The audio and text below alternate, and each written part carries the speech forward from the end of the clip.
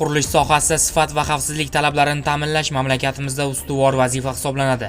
Shu bois qurilish va uy-joy kommunal xo'jaligi sohasida nazorat qilish inspeksiyasi xodimlari tomonidan qurilish obyektlarida belgilangan tartibda tizimli nazorat tadbirlari amalga oshirilmoqda.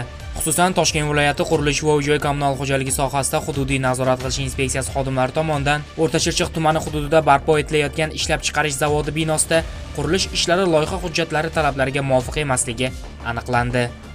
Ish terish ishlarida ishlarni oradagi choklari to'liq maxsus qorishmalar bilan to'ldirilgan. Keyin ezgi bir setkalari loyihaga mos qilib bajarilmagan. Inspeksiya xodimlari tomonidan ushbu qoidabuzarlik joyida bartaraf etildi, ya'ni sifatsiz bajarilgan g'isht terish ishlari buzdirildi. Shu bilan birgalikda mazkur ishlarni qurilish me'yoriy talablari asosida bajarilishi yuzasidan majburiy bo'lgan yozma ko'rsatmalar berildi. Qurilish jarayonlarida sifat talablariga qat'iy rioya etish nafaqat qonuniy majburiyat, balki jamiyat va fuqarolar xavfsizligi oldidagi yuksak mas'uliyatdir. Shu bois har bir quruvchi tashkilot o'z faoliyatini belgilangan me'yor va normativ hujjatlar asosida olib borishi lozim.